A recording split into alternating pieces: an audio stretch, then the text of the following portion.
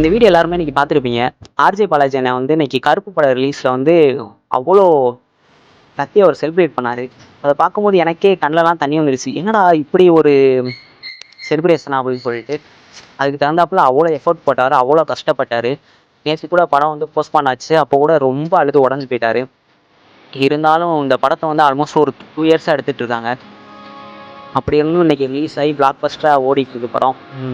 அதே மாதிரி தான் எல்லார் லைஃப்லையும் நம்ம ஒரு விஷயத்துக்காக கஷ்டப்பட்டு ஓடிட்டு இருக்கோம்னா அந்த விஷயம் என்னைக்கா இருந்தாலும் கண்டிப்பாக நடக்கும்.